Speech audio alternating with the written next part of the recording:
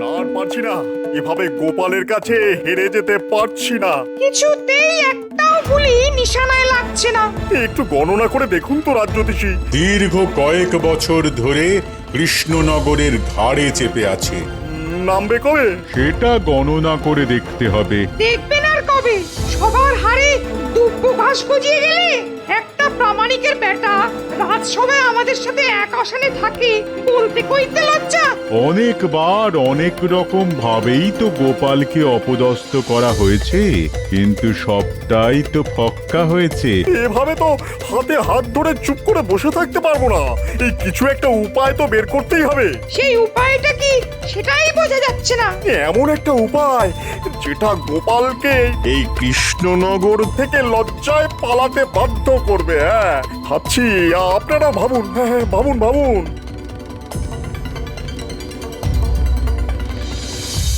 উজির, মহারাজ কৃষ্ণচন্দ্র অনেকগুলো চিঠি পাঠিয়েছিল। হ্যাঁ হ্যাঁ জাহাপনা, অনুদানের জন্য আবেদন করেছিল।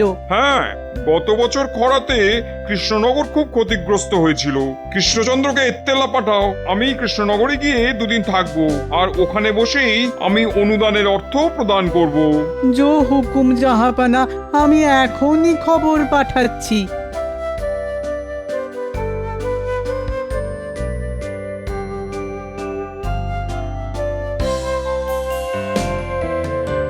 তা রাজ্যের অবস্থা কিরকম নতুন মন্ত্রী? আগে মহারাজ, ওই যথাপূর্বং তথা পরম। মানেটা কি? আহা, একটু খোলসা করে বলো দেখি। মহারাজ, পূর্বে যা ছিল এখনো তাই আছে। তা পূর্বে কি ছিল আর এখন কি আছে সেটাই ঠিক করে বলতে বলেছি, সহজ কথায় বলো। মহারাজ, নতুন মন্ত্রী বোধহয় হেয়ালি ছাড়া কথা বলতে পারেন না। আসলে হেয়ালে বুঝতে গেলে যে আভিজাত্য লাগে সেটা তোমার মধ্যে যে একদমই নেই গোপাল। ওই আবার শুরু হলো, তোমাদের তো দেখি একেবারে সাপে নেউলে অবস্থা। আচ্ছা, সভার মধ্যে যদি এভাবে যুদ্ধ হয় তবে তো খুব মুশকিল নতুন মন্ত্রী। আমি দুঃখিত মহারাজ, এরপর থেকে আমি নিজেকে সংযত রাখব। আসলে কি জানেন মহারাজ, ওই সোজা কথা সোজাভাবে বললে সময় বেঁচে যায়, রাজকার্যে গতি আসে। তা ঠিক কথাই বলেছ। তা হ্যাঁ নতুন মন্ত্রী, এক কথায় বলো তো, রাজ্য এখন কেমন? মানে রাজ্যের মানুষজন কি বলছে? ভয়ে বলবো না নির্ভয়ে? এটা কি একটা কথার উত্তর হলো নতুন মন্ত্রী মশাই? মহারাজ আমাকে যদি এক কথায় জিজ্ঞেস করতেন তবে আমি বলতাম ভালো নেই মহারাজ। গোপাল, তোমার কাজ হলো ভাঁড়ামো করা, মানে যেটা তুমি পারো। রাজসভার কাজে তোমাকে নাক গলাতে কে বলেছে? আগে রাজ্যতীষী, আমার নাকটা বড় বেয়ারা, কিছু খারাপ হলেই আগে থেকে ওই খারাপ গন্ধ পেতে থাকে। মহারাজ, নবাবের দূত নবাবের পত্র নিয়ে এসেছেন। পাঠিয়ে দাও, পাঠিয়ে দাও। হয়তো আমার পাঠানো পত্রের উত্তর দিয়েছেন স্বয়ং নবাব বাহাদুর।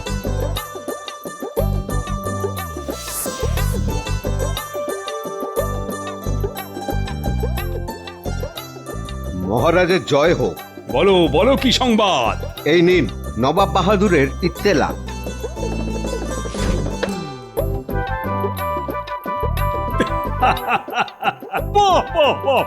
দাদু, তুমি আজ বিশ্রাম নিয়ে কাল সকালে বরং মুর্শিদাবাদ যেও। ঠিক আছে মহারাজ, আপনার যেমন ইচ্ছা। শোনো সবাই, নবাব বাহাদুর আসছেন কৃষ্ণনগরে কাল রাতে। এ তো খুব ভালো কথা মহারাজ। হ্যাঁ, ভালো মানে? এ ভালোর যে কোনো সীমা পরিসীমা নেই। তবে তো অনেক দায়িত্ব পড়ে গেল।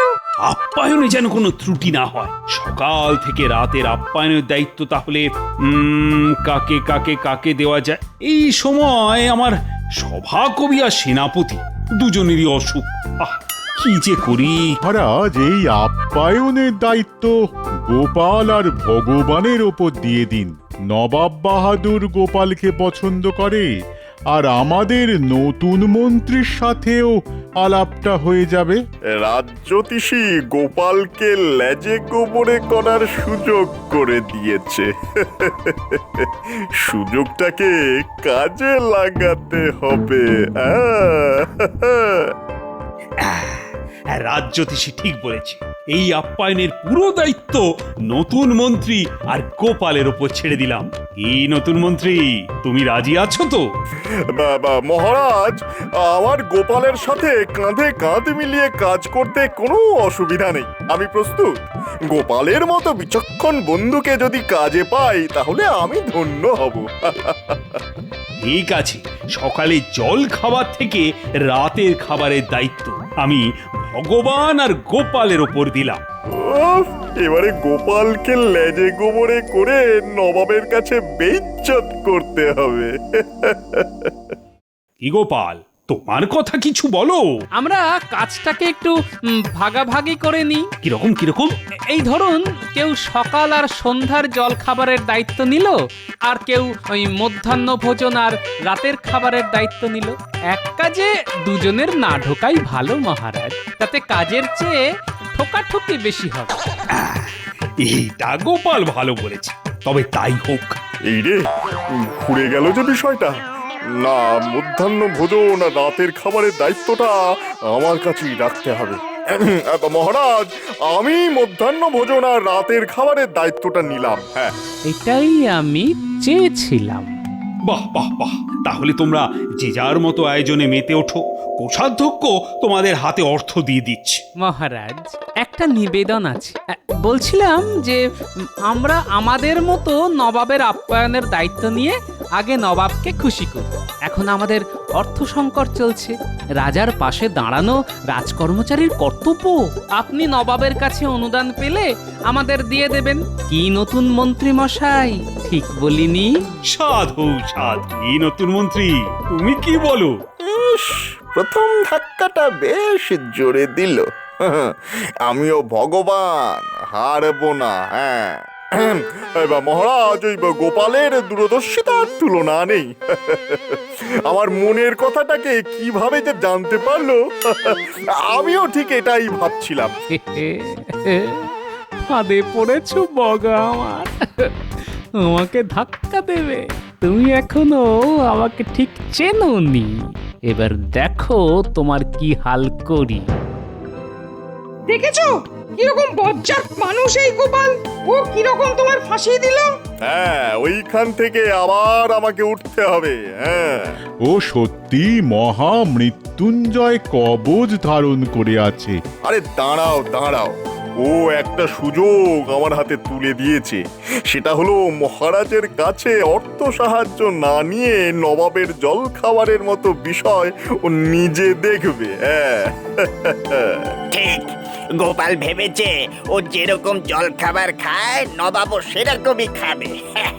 ও তো জানে না যে নবাবী চাল কাকে বলে, নবাবী ঢং কাকে বলে। ঠিক ঠিক, এই বিষয়টা তো দেখিনি। আমাকে ঠিক মতো মধ্যাহ্ন ভোজন আর রাতের নবাবী খানার ব্যবস্থা করতে হবে। নবাবের মন আমি ঠিক জয় করে নেব। ব্যাস, এইভাবে এগিয়ে যাও, জয় তোমার হবে। শুধু রান্নার পদগুলো ঠিক করে বানাতে বলো, তোমার জয় শুধু সময়ের অপেক্ষা করছে। শুধু আমার আর মহারাজের মুখ চেয়ে এই কাজ তোমাকে করে দিতে হবে ভোলা। এভাবে বলো না গোপাল দাদা, এভাবে বলো না। তুমি রসের যত মিষ্টি আছে সব রাখবে। নবাবের জলখাবার, নবাব যেন মিষ্টি খেয়ে মুগ্ধ হয়ে যান। তুমি তোমার সবটুকু দিয়ে মিষ্টি বানাও। যা খরচ হবে নবাব চলে গেলেই সব শোধ করে দেব। আগে নবাব খুশি হোক, তারপর যা হবার হবে। উজির, আচ্ছা বলো তো, কৃষ্ণনগরের সেরা জিনিস কি? আগে গোপাল, কি আবাদ, একদম সঠিক কথা বলেছো। ওই রকম একটা মানুষকে যদি আমি আমার দরবারে রাখতে পারতাম। যাক ও কথা। দূত, এই কৃষ্ণচন্দ্র খবর নিয়ে এসেছো? এসেছে জাহাপানা। ডাকো তাকে। প্রহরী, প্রহরী, দূতকে খবর দাও, নবাব বাহাদুর ডাকছেন। গিন্নি, আরে এই নাও গো বাজারের থলি, ইলিশ মাছ এনেছি, ডিম ভরা। ও মা, ইলিশ! কি ভাগ্য আমার! এই বেলা ভাজা ইলিশের তেল দিয়ে মেখে এই ভাত খেয়ে রাজসভায় যাব। ওবেলা এসে ইলিশ ভাপা আর সর্ষে ইলিশ খাবো।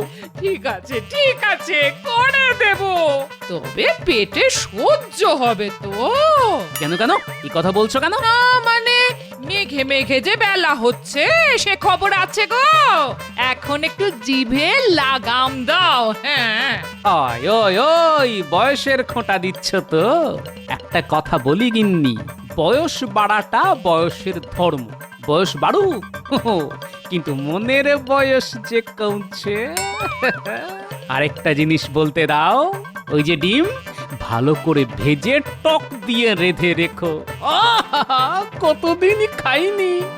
চলি গিন্নি পুকুরে স্নান করতে।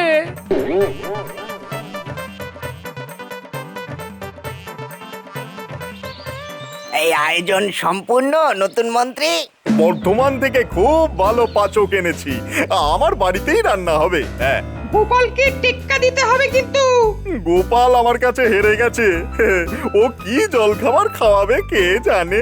মধ্যাহ্ন ভোজন যাতে ভালো হয় সেটাই আমাকে দেখতে হবে। হ্যাঁ, এবার আমি দেখতে পাচ্ছি গোপালের ভবিষ্যতে একটা কালো গ্রহ খুব দ্রুত এগিয়ে আসছে। আনন্দ করো সবাই। তা খাদ্য তালিকা কিছু করেছেন নাকি নতুন মন্ত্রী মশাই? হ্যাঁ, সব বাদশাহী খানা, নানা স্বাদের। নবাব বাহাদুর খুশি হতে বাধ্য একেবারে। আজ রাতে 3 রকম মোগলাই খানা থাকবে। হ্যাঁ, আজ রাত্রেই বিড়াল মেরে দেবেন নতুন মন্ত্রী। হ্যাঁ, কাল সকাল থেকে যেন নবাব আপনাকেই খোঁজে।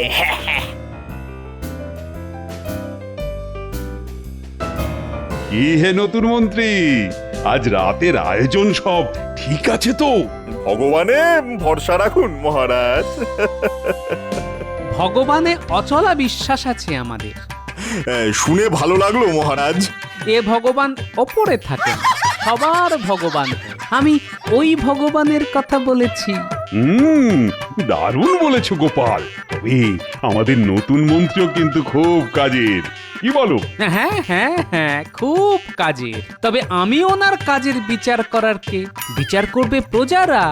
দাঁড়াও গোপাল, নবাবের কাছে তোমাকে আমি ছোট করে এই কৃষ্ণনগর ছাড়া যদি না করি তো আমার নাম ভগবান নয়। হ্যাঁ,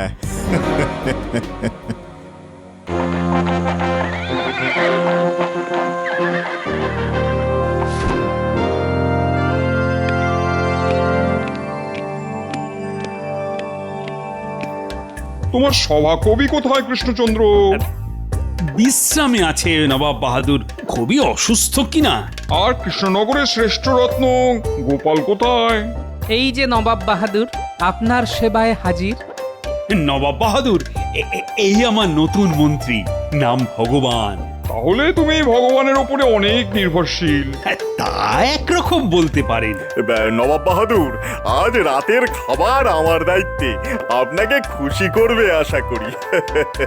আজ রাতে আর গুরুপাক কিছু খাবো না, হালকা ফুলকা কিছু হবে। হালকা ফুলকা হবে নবাব বাহাদুর, আপনি বিশ্রাম করুন, আমি আপনার হালকা ফুলকা খাবারের ব্যবস্থা করছি। ব্যাস মিটে গেল ঝামেলা। তাহলে প্রাসাদে চলুন, বিশ্রাম নিন এখন। চলো।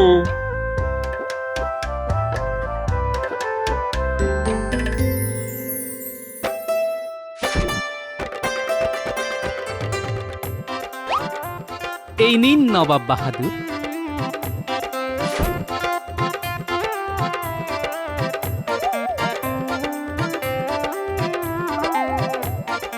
আহ, কি জিনিস এটা? এটাকে রসগোল্লা বলে। মুখে দিচ্ছি আর মিলিয়ে যাচ্ছে। রাতে আর কিছু খাবার রুচবে না কৃষ্ণচন্দ্র, মুখেই অমৃতর স্বাদ নিয়েই সুখ নিদ্রায় যাব। যা পাওয়া, তাহলে আমার অত আয়োজনের কি হবে? নবাব বাহাদুর, রাতে মুরগ মুসাল্লাম আছে, দো পেঁয়াজা আছে। হ্যাঁ, ও তো রোজই খাই। না না না না, আজ এই রসগোল্লার পর আর কিছু খেতে ভালো লাগছে না। আমাদের পেটও ভর্তি, মনও তৃপ্ত, এবার ঘুম আসছে। আপনাদের ঘর প্রস্তুত। নতুন মন্ত্রী, নবাব বাহাদুর আর উজিরের ঘরটা দেখিয়ে দাও। চলুন।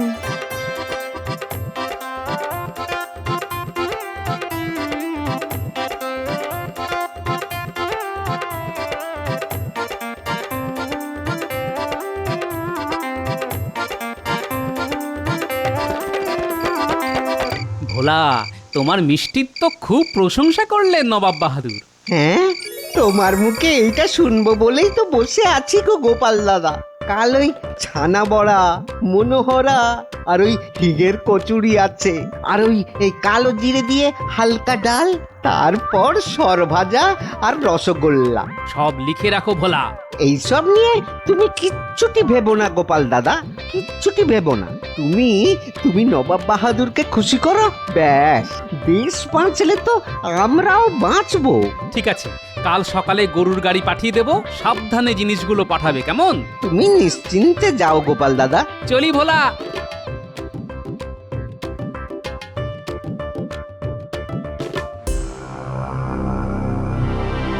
কোথা থেকে কি হলো?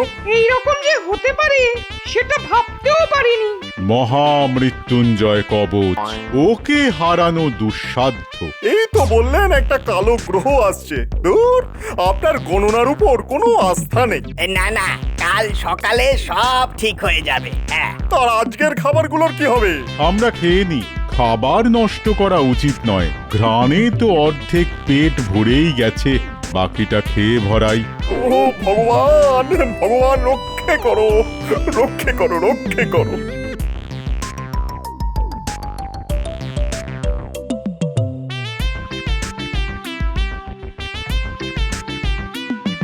গিন্নি, একেই বলে কামারের এক ঘা। একটা সুযোগ পেয়েছি, মেরে দিয়েছি। নবাব খুশি, নবাব খুশি মানে মহারাজ খুশি, মহারাজ খুশি মানে সারা দেশ খুশি। যে নবাব বাহাদুর খুশি হলেন, তিনি তোমাকে কিছু পুরস্কার দেবেন না? এই দেখো গিন্নি, আমি ভোলা ময়রার ধার শোধ করে ওকে কিছু উপরি দিতে পারলে খুশি হব, ব্যাস। এবার কাল সকালে নবাব বাহাদুরকে এমন জল খাবার খাওয়াবো, মধ্যাহ্ন ভোজনের কথা ভুলেই যাবেন।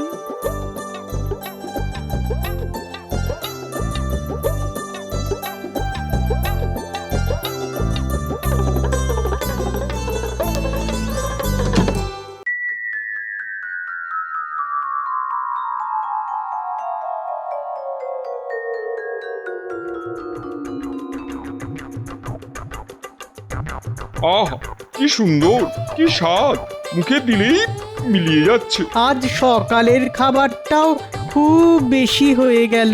যা বলেছো উজির। এখনো শেষ হয়নি, রসগোল্লা আছে। রসগোল্লা? তাহলে এটা কি? এটা মনোহরা। কত মিষ্টি আছে, তবে রসগোল্লার তুলনা নেই। একটু শুধরে নি, কৃষ্ণনগরের ভোলা ময়রার রসগোল্লার তুলনা নেই।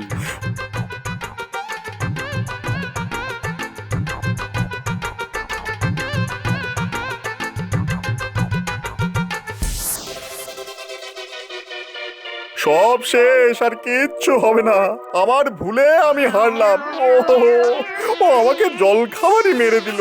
নষ্ট হবে কেন, আমরা তো আছি। ভগবান, ভগবান।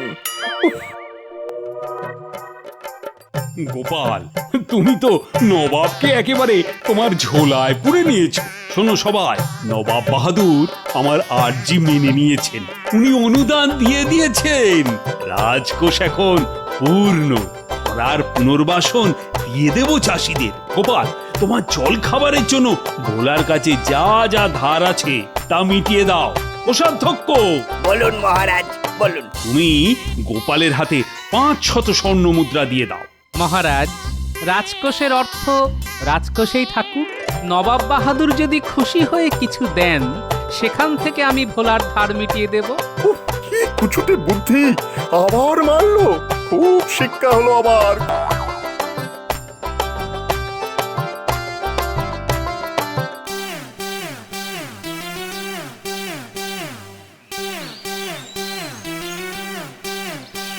গোপাল, তোমার তুলনা নেই।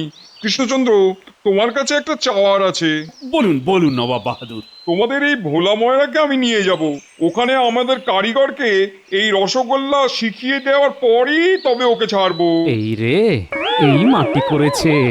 ভোলা চলে গেলে তো আমরা কানা, এটাকে মেটাতে হবে। নবাব বাহাদুর, একটা আর্জি আছে যে। বলো বলো গোপাল বলো। ওখানে গিয়ে শেখানোর চেয়ে এখানে এসে শেখাটা খুব দরকার। কেন কেন?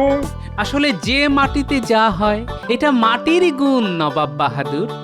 কেমন করে হচ্ছে আমি বুঝিয়ে দিচ্ছি। হ্যাঁ, ধরুন এই আখ বলে একটা গাছ আছে, সেখান থেকে চিনি হয়, শ্যামলা গাইয়ের দুধ থেকে ছানা হয়, সেই শ্যামলা গাই কৃষ্ণনগরের ঘাস খায়। এই সব তো এই মাটিরই নবাব বাহাদুর। আর এর একটাও না থাকলে ওই রকম রসগোল্লা যে হবে না নবাব বাহাদুর। তাহলে উপায়? আমি তো রসগোল্লা ছাড়া থাকতে পারবো না। উপায় একটা আছে, আপনাকে প্রতিদিন 10 হাঁড়ি করে রসগোল্লা পাঠাবো। তাহলে তো কথাই নেই। তবুও আমি আমার এক কারিগরকে পাঠাবো। এই রসগোল্লা দিকে দিকে ছড়িয়ে দিতে হবে। গোপাল, এই নাও, তোমার আপ্যায়নে খুশি হয়ে 2000 স্বর্ণ মুদ্রা দিলাম। আর এইটা আমার তরফ থেকে তোমাদের ভোলা ময়রাকে 1000 স্বর্ণ মুদ্রা খুশি হয়ে। তাহলে কৃষ্ণচন্দ্র, মনে থাকবে তো, প্রতিদিন 10 হাঁড়ি রসগোল্লা। আপনি মুর্শিদাবাদে পৌঁছন, দেখবেন রসগোল্লা ঠিক পৌঁছে গেছে। চলো উজির, এবার আমরা যাই। সব ভালো তার, শেষ ভালো যার।